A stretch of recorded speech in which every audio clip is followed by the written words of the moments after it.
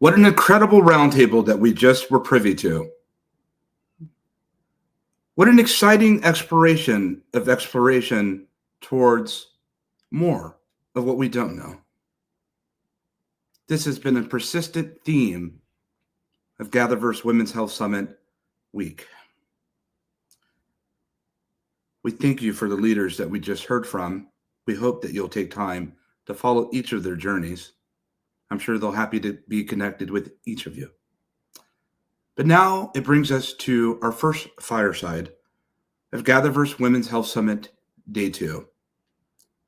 We're calling to the stage Caitlin Krause, an expert on many things, XR, AI exploration, well-being, has educated at many different prestigious institutions and organizations around the world. We're happy to have her join us right now. Thank you so much, Chris. It's so good to be here. And I have to say I was inspired by the women leaders that we just heard from. And, it's step by step. It's those little practices that can have huge exponential impact and people connecting with their hearts here. So I'm already moved, honored to be part of this, and excited to share in a fireside with you. We're so happy to have you here with us, Caitlin. Thank you. I've had the pleasure of being able to witness and experience how quite capable you are in these very accelerated and incredible times of innovation, and did just do such incredible stalwart work in keeping well-being at the center of innovation. You're one of the very finest in business to be able to do it, and so we're happy to be able to convene with you now. Audience, Caitlin has done many things across the trajectory of her career, and including deploying several different novels, several different books for us to enjoy, to have a better sense of understanding of emerging technologies intersected with wellness and well-being. Before we get into this incredible book that you've written, that you've shared, what has set you on this path? And has this path been fulfilling? And in what ways, I must ask, since it is an elephant in the room, has AI influenced this work that you have been engaged in for years now? Yes, we contain layers. And I find myself, I'm also at a health summit right now, physically. And I was thinking a little bit about this each morning because I do get up and I have a phrase that a friend shared with me, meditate before caffeinate. So I got up and I was thinking, okay, how, there's no chance. Sometimes you look at your life like a map. And for me, it's been different puzzle pieces that are fueled by curiosity. And then now, Chris, I look at the map and kind of pull out and I see that every nuance seems to fit together in a way that I couldn't see when I was walking the walk. I was following intuition. And so my history that some people might not know is I have over a decade of full-time teaching as a middle school teacher and a high school teacher in the classroom. And part of my path that led toward well-being was realizing that my own life as a learner felt a little bit restricted in the walls of a classroom. I don't know. I love learning, and a lot of people love to go to school. And I think sometimes growing up, it felt restrictive that each topic was separated and segmented, in competition to achieve, but to what end? Why are you doing it in the first place? So when I became a teacher, I decided I wanted to reform education and open up this idea of storytelling. Like, just say to each student as they walk in, welcome, I see you. What's your story? Tell me more. And I think growing up, I moved around a lot. So I always had to shift. Parents in the Foreign Service, stationed in different places. And you realize there were different languages, different cultures around you. And you could either get curious or kind of fall into fear.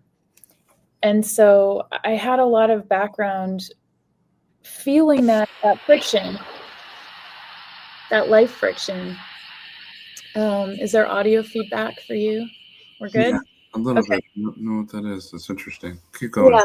So I take time with this question because I think there's a humanity underneath everything that I'm doing. You know, I've been studying technology, programming. I was a coder out of university and made that lateral switch into education. Um, it's all connected. It's all connected right now to humanity and to how each of us is not just a cog in a system. Even me looking at education, it's like changing from this mindset of workplace as a factory into workplace as experience culture. So well-being to me seemed foundational, but not something I needed to study as a separate topic. It was something I needed to integrate. And the more I worked on that practice of how do we get in the most creative mindset, how do we feed our own flourishing and feel like we really show up, I realized adults are like kids in bigger bodies. Like we all want to grow, we all want to learn Right. and feel like we come alive. So, you know, that's the fast forward to now. When I founded my company Mindwise, I was thinking, how can I unlock that imagination for people who are in business or people who are in leadership? And then I didn't want to stop teaching. So I also teach at Stanford in the wellness department, a course called Digital Wellbeing, where I take all of these digital practices and look to couple them with the thriving, with how we actually not just perform, but how we show up and live and really access our source of energy. Everything that the people were talking about on the last panel, I mean, it's elemental and we can't do it alone. So, you know, this is a system. Let me ask you, Kayla, on the heels of that, we talk about empowering connection. Mhm. Audience, what does empowering connection mean for you? Those that are with us at GatherVerse.live and the various social streams of where we find ourselves at today, we talk about empowering connection. We talk about human centricity, uh, bringing things together. Um, but you have this distinct capability I've noticed of being able to not only talk about connection as for face value, but we ask ourselves, what are we connecting to? And for what reason are we connecting? So here we have empowering connection with wonder and imagination in the age of AI. And it seems to me, Caitlin, and please give us what you have. It Yeah. seems to me that we're heading prospectively into a creative renaissance.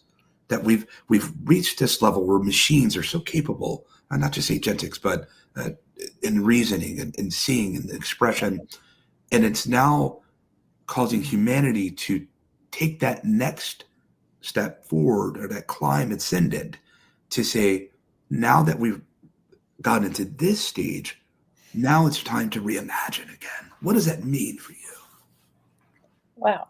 I love the way you phrase that. I want to savor it because um, it amplifies hope plus action.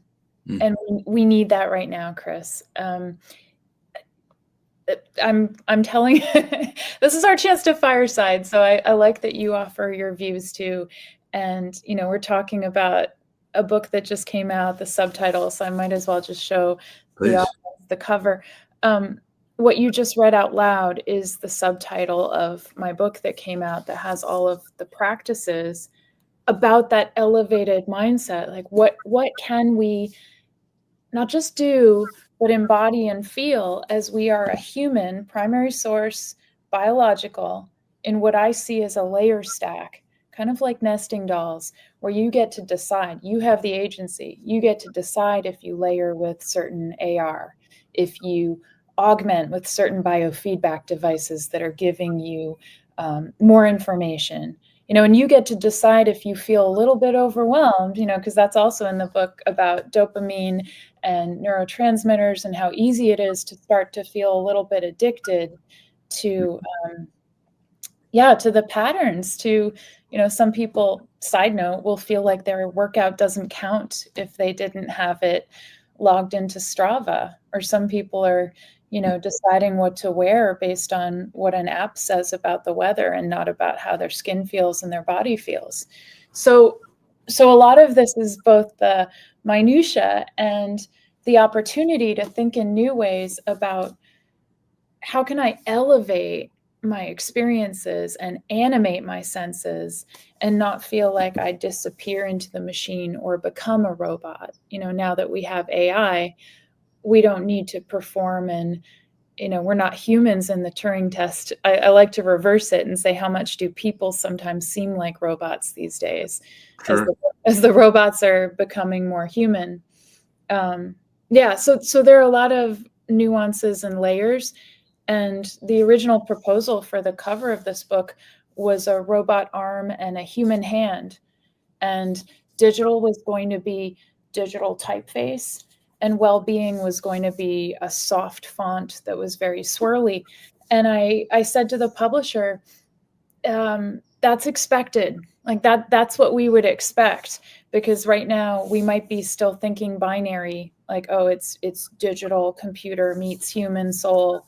And I see it as an integration. I knew that the cover does send a message, and I knew that it had to be about ways of seeing and looking and a lot of different colors and kind of this effect of maybe some type of fractal or some type of prism where you see in new ways, and you start to discover that everything is conditional based on people's choice and their lifestyle. Like, I'll have people come to me and say, what are 10 steps to better digital well-being? And I can give tips, but I would end up saying, Chris, tell me more about your life. Tell me what matters to you, and I can tell you some tips and tools to animate that. But we're not a paint by number being. And if we are, then we might be just kind of fitting a mold that we think is the idea of success or the idea of being enough, when what if we're already enough and we just need to kind of, back to your question about connection, what if internally we just need to take time for that inner space and that, That's right. yeah, that sense of being whole. And then when we bring something to somebody else, it's like a presence. We're just available then, I think, to show up as a community. I like your approach. I think it's fundamentally sound when I hear about seamless integration. Mm-hmm. The audience that's with us, for many people that have studied, I think that are multidisciplinary in technology and, let's say, back to first principles of design, if you will, looking at the extension of reality, knowing that part of extended reality, or what we would commonly refer to as XR, is to create an experience that's almost seamless. It's not being able to differentiate one from the other, but to be able to appreciate and examine it as a whole that's presented, let's say, with cognitive fidelity, and thinking about perceptual science and what that means in terms of our environmental fidelity, contextual fidelity, these experiences that we have. And I think when we get to this level of advancement that we're finding ourselves in today, that's quite capable AI models and quite capable new devices that are allowing us to real-time augmented projection and to be able to see spatial environments in ways we've never interacted and engaged with before.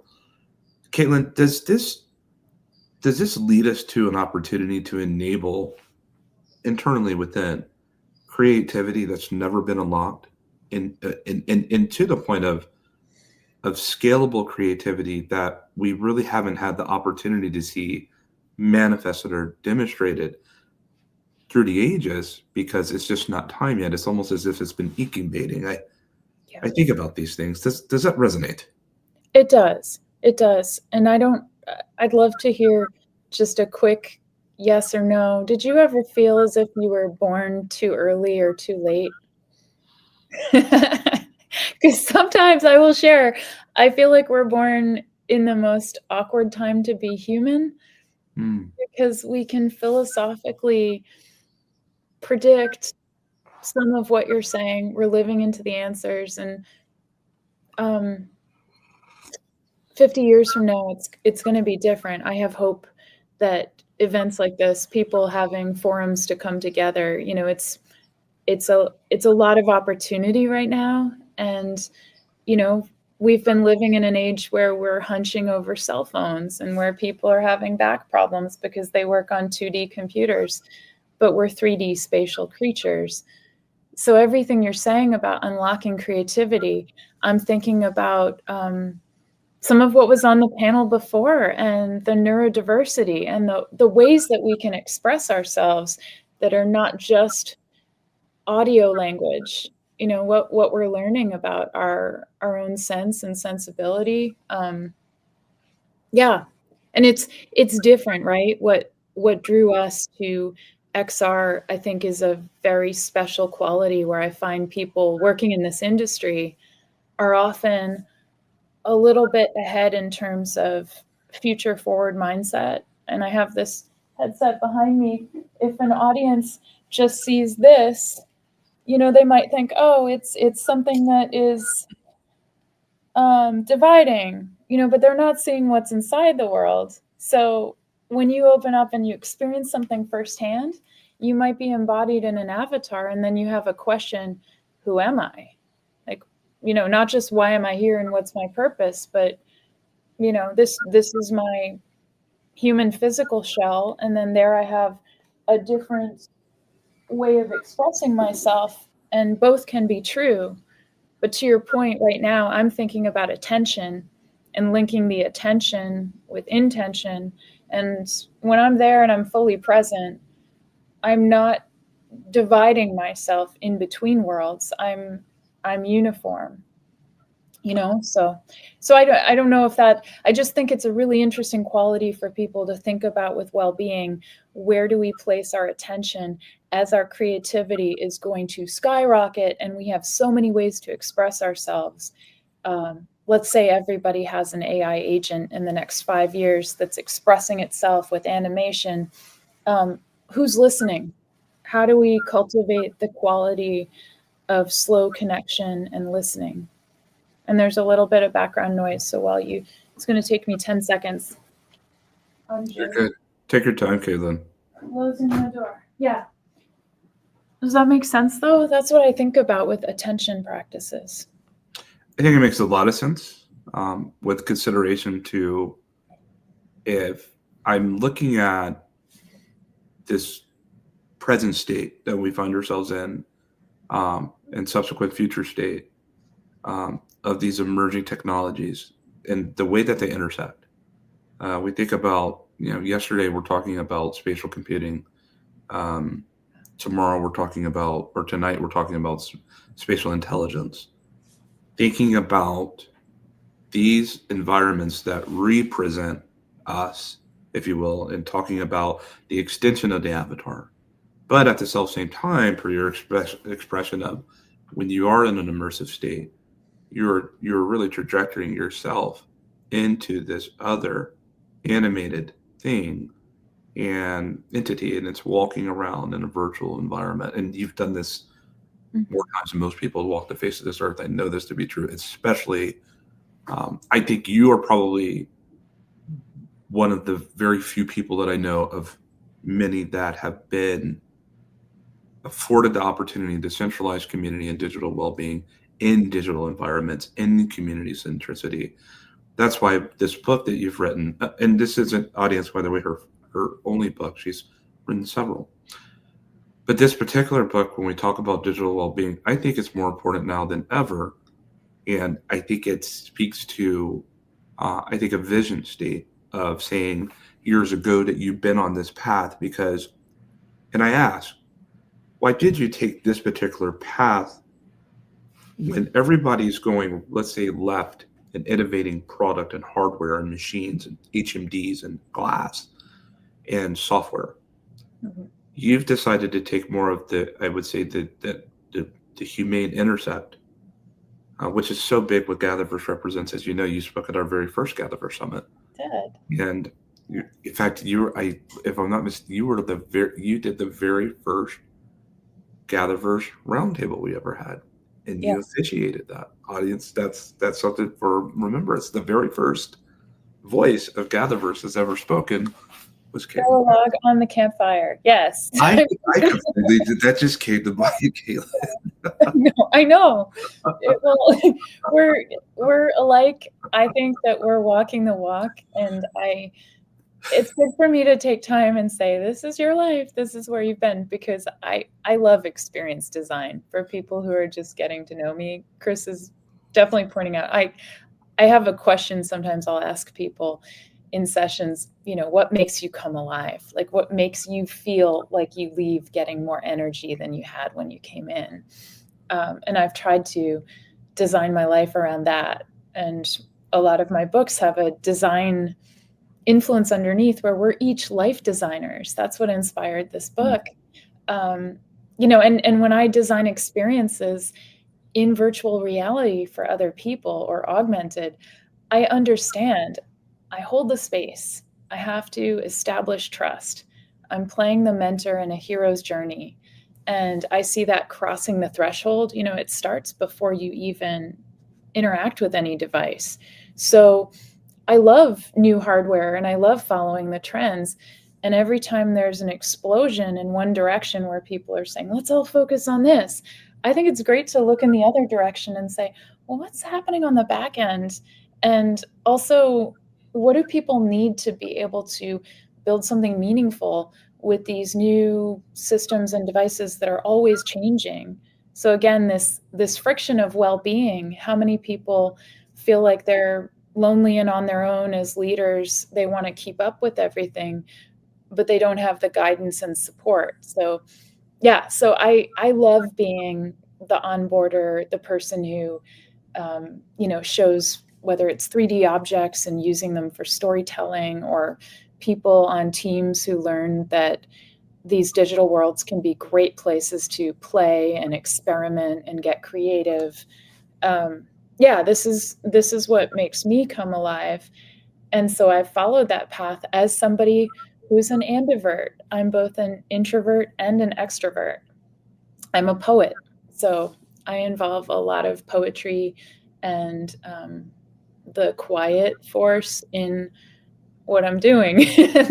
This fireside is like a meta. Again, how do you peel back the layers of who you are? But I've put a lot of that into the book, because sometimes people will have experiences with me and they'll say, tell me more about what went into this, or what background research you're using as some of the principles, because there's a lot of science underneath what I'm doing and a lot of research that led to experience design that prioritizes well-being. And I thought, I want to teach other people so that they can do that and design it for their teams. So, even just flipping to this page, benefits of spatial computing for well-being, with a whole framework of how people would incorporate a topic like wonder, so that your body and mind kind of open up to possibility and you're not in a fixed mindset, but you're in a more open state. A couple questions to follow up, and then our time is quick as this comes, quick as it goes. No. Yeah. Mm-hmm. I love this. Under the subject of women's health, Yeah. let's lean in. Okay. Your book is good for anyone that wants to imbibe. But under the banner of women's health, let's say in the spirit of this discussion, this summit, what is the benefit gain? And from your lens, only they will ultimately know when they read your book, your authorship. What is the benefit for women that are listening here at GatherVerse.live on this subject of women's health, as it's just been incredibly impactful these 2 days? Why do they pick up your book? Why do they contact you? What is the value for them? Gosh, there's so many ways to answer this question. And what comes up for me is that I identify as a woman, and women are sometimes underrepresented in leadership, in creative fields, in all kinds of applications. I think just the coupling of securing your own safety belt first, and also taking these daring risks. For me to fuse a topic of leadership and tech with creativity, it's thinking in new ways. And I think that without separating genders, but really women are problem solvers, they're supporters, they're builders. And I see this in all different aspects of this book is also an encouragement of dignity and that physical sensibility, that I talk about somatics, which means where we feel things in our bodies. And, something simple, that usually the form factor of tech devices or anything might not fit a female body. I had trouble with controllers for the first, I don't know if anyone else wants to put that in the chat, but they weren't made to fit my hands or my form. And I was thinking, okay, I'm not the typical user. But now I see it as this whole new world that's opening up where we don't have to think about fitting into boxes anymore. It's freedom of expression. I'm looking at the culture cornerstones on page 44. In this book, there's a framework underneath that starts with dignity. It says our basic human right is dignity. How do we all have dignity individually and collectively? Sure. It leads in a system to better freedom, where if you have embodiment that starts with dignity and I see you at your human level, then we have freedom to be really creative. That freedom leads to invention, where, particularly women, more women have a voice then at the table and say, hey, I have all these great ideas. I want to express myself. I have other people who are supporting me in mentorship and sponsorship. A lot of this has to do with equity and funding. And then that invention, if it's just air or this idea and it doesn't have a container, that's where the fourth part of the culture cornerstone that I want to help to build is agency. Like, how do now, and this book actually helps with that. It has chapters about future tech, how not to leave out well-being from the KPIs of how business evaluates success, and how does that agency, I call it embodied action from invention. You have great ideas, let's put them into practice. Sure. Let's start something that's deeper than a prototype or an experiment, and women can't do it. I don't see it as a separation. I see it as a fusion where there are allies, there are men involved, there are people that see themselves as human.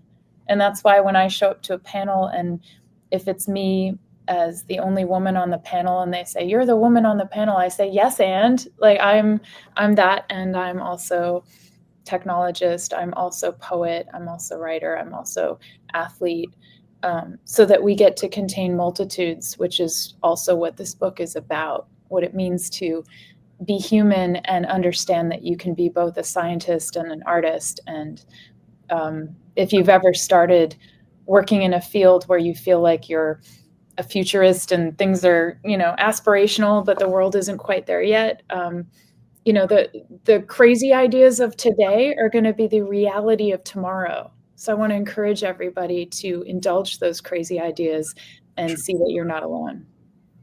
With the final minute that we have here, Caitlin, Sure. we're so thankful to be able to have you here with us for this extended fireside. And before we lead to a next incredible fireside with Cheryl Strzelka, excuse me, Cheryl. Wonder. Yeah. I hear this word. I've heard you use this word so many times, but I've never asked you, from your lens of defining and the embodiment of your work, if you will, what is wonder? Wonder is an emotion, and I smile because I love it. It's people are studying it more, Chris, because it fires in our brain and our body, and there's all kinds of research showing that it resonates on the opposite end to anger on an emotional spectrum. It's openness, it's possibility, it's detachment, tends to be detachment from a fixed identity or a fixed mindset. It's very evident in children, but it doesn't have to be childish. People who are very creative tend to have practices in wonder, whether it's, I mean, this is in the book, but there are so many practices where you can do very simple things each day to animate wonder, which is linked to a sense of awe. They're slightly different, but wonder and awe throughout history have been what people use when they're practicing something together in a ritual. And I think humans miss rituals. Like, even since the pandemic, we're coming back to what that means to gather together meaningfully and soulfully trust each other. And I have levels of wonder, because it can mean, why is the sky blue? I wonder about that. But it can be a deeper level of wonder, like when an astronaut looks at planet Earth and starts to see that all of the borders between countries are something that we designated as humans, and there's a natural kind of global oneness. And over people have talked about this effect that leads you into a better collectivism, a better mindset toward possibility and hope. So wonder can be an amazing conduit, and sometimes people, I believe everybody has it inside of us. We sometimes don't know how to access it, but we know when we get goosebumps. There's a whole chapter about music and wonder, because music can be a great conduit to feeling it. And the flip side is we need safety. It's hard to be in a state of wonder if you don't have your basic needs met. So that's why I'm a champion for well-being, because I think if we can give people more ways to have their basic needs met, then we can celebrate wonder and awe. And if I could add one more thing, it's that my theme this year, and I have themes that kind of guide my life, but one of them is beauty. How often do we think about not necessarily things being pretty or aesthetically beautiful, but what is a moral quality of beauty that we can recognize in other humans?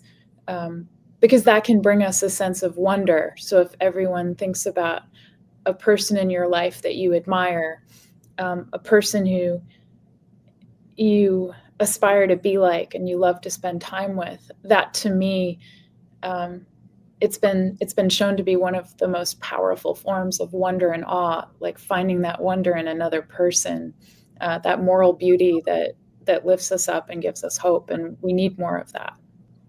So thank you. And I do have a course coming up that associates with this book. It's a 5-week course with me. So if you're curious about the practices and you want to take part, I can put the link in the chat to find out more, and I'll get in touch. GatherVerse community, take time, if you will, the journey with Caitlin, to follow her work, that she may follow yours, and together to be able to explore new foundings that hopefully will lead to wonder. Caitlin, thank you so much for taking time to sojourn with us here today. Our gather was well.